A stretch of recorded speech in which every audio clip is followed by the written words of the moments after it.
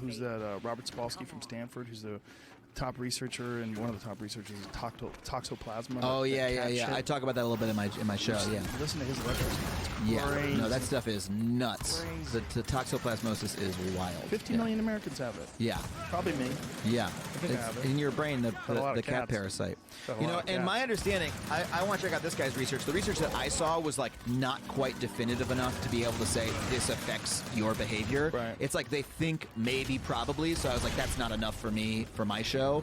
But like, so I talk about, but what I talk about is the way that like the social media algorithm, right, is designed. It's just like evolution, right? It's like it's just testing on you every single second you're online. Instead of trying to see whether the genes perpetuate themselves, this test is saying, can I get you to click? Right. Can I get Are you to click? interested? Are you upset? Are you going to engage? Exactly. And the best way to get you engaged is to piss you off. Exactly. And if I can get you to click, all they do is they just reproduce that same stimuli with little changes, just like evolution.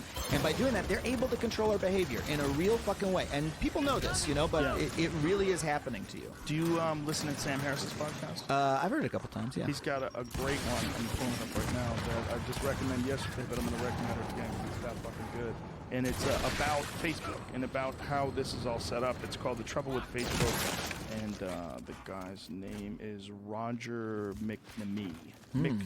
N-E-M-E-E. But it's episode 152. Yeah. But it's really fascinating because one of the things they take into consideration is that this company, Facebook, makes their money off of collecting your data. The best way to collect your data is to get you to engage. The best way to get you to engage is put things in your newsfeed that are going to piss you off. Yeah.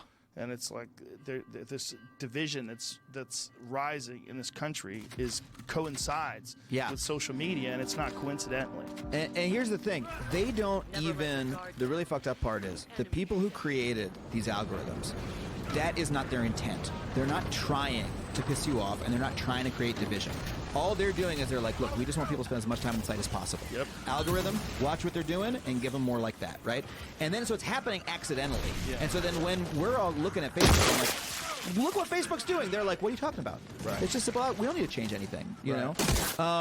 We just have an algorithm that rewards engagement.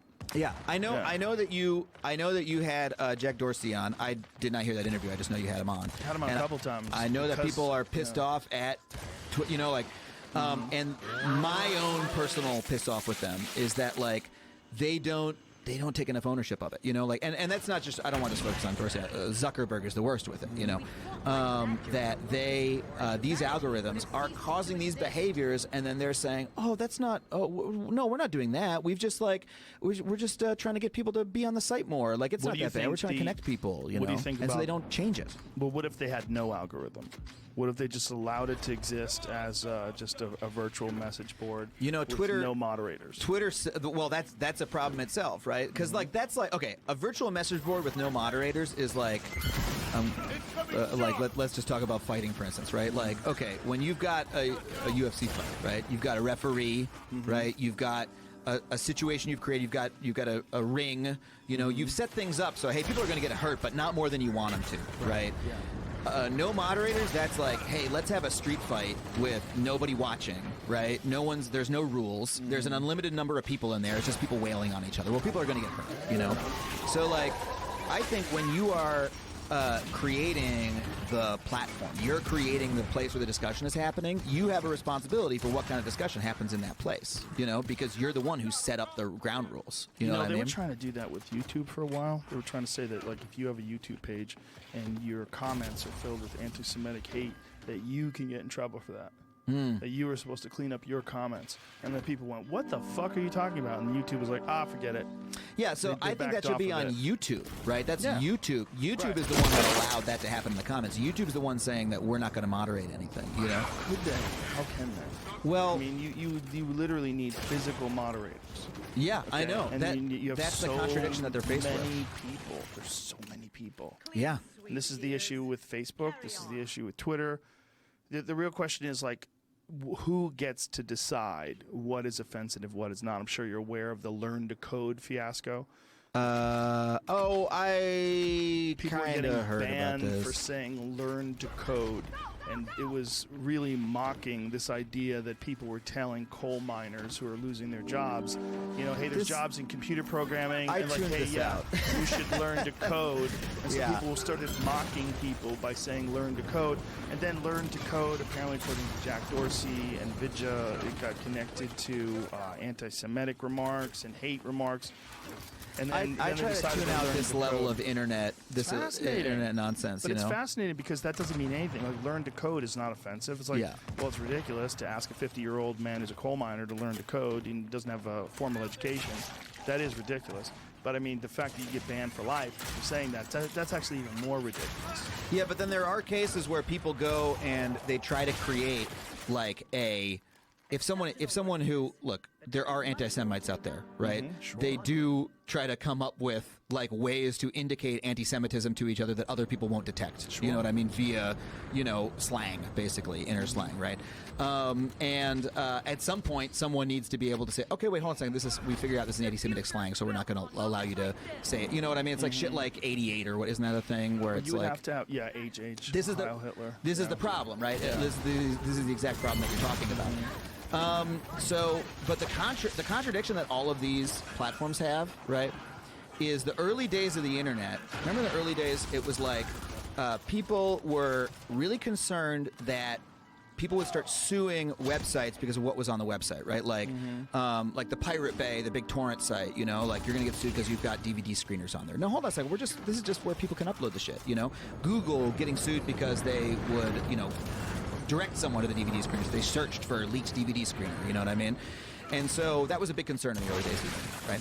And so we established this precedent that like, no, these sites don't have a responsibility for that, right? They're just how people are connecting to things. They're not the people doing the bad shit, right? You go after the people doing the bad shit, not the people who made it possible to find the bad shit, right? Now, though, we're in such a place where, so all these businesses built themselves on the idea of YouTube, right? We don't make anything at YouTube. We just give you a place to upload your videos, right? So at first, that's fine. All right, just take down the anti-Semitic, you know, white supremacy videos, or right? But now there's so many of them, right? And also, not only that, YouTube's algorithm is directing people towards them, and YouTube is selling ads against them and making money at them, right? And at the same time, like, you know, these videos exist, right? At the same time, they're still trying to say, well, we have no responsibility for that happening. It's like, hold on a second, you guys built a system where any kind of content is allowed, and you've also built a system that's directing people to that content, and you built a system that's making money off of that content. I think you guys have a little bit of responsibility. Now, I agree that the question of who polices it or whatever, that's an extremely complicated conversation, but like, that's what I'm just saying about these companies trying to have it both ways. They're trying to say, we have no responsibility for what's on the platform, but also we've allowed this kind of content to go up, you know? I don't know if YouTube profits on anti-Semitic videos. I don't know they if have that's in the true. past. I talk about it in my show. They have a demonetizing aspect of YouTube that affects people whenever anything's even remotely controversial. They've started doing that up until, like, there was a case I talk about in my show, like a year or two ago, where they were like running Under Armour ads on like white supremacy YouTube videos. You know what I mean? Yeah, and that was like, so and their algorithm was causing this. Their algorithm was causing that to happen, right? And these are videos getting hundreds of thousands of hits, and it was like major brands, and those brands found out. Oh wow! And what was the title of these videos? Like, what kind of? I don't. They say obvious anti-Semitic things in the title. These were obvious enough that anybody would be pissed off about them. Yeah. So that's where the demonetization thing came from, right? Because they're like, oh shit! Now the people who actually pay us, the advertisers, are pissed off, right? Yeah. So okay, let's put a Band-Aid on the problem and let's demonetize videos, right? Here's the problem. Now they're doing that. They're just doing that algorithmically, right? They're choosing which videos to demonetize algorithmically. So sometimes they demonetize stuff that they shouldn't. That's definitely happened a ton. And a lot of shit is still getting through the cracks, you know? And again, they're saying, okay, we did what we had to. No, you guys didn't solve the fucking problem, because now people are pissed off again, right? So that is the bind that these companies are in. They're based on this premise of, we don't moderate anything, but when you do that, a lot of shit comes in, and now you're in the position where, sorry, it's still your house. The shit's happening in your house. You threw the house party, dude. Like, Yeah. so, like the vase got broken, it's your fault at the end of the day. You have to take some responsibility for it. And they're like, well, how am I supposed to police 200 kids? I don't know. You're the one who threw the party. Yeah, you know? that's a good analogy, because it's the scale that's the problem. It's probably more like 200,000 kids in a house. Totally. because it's unmanageable. Yeah. When you think about how many different people are on YouTube and how many different countries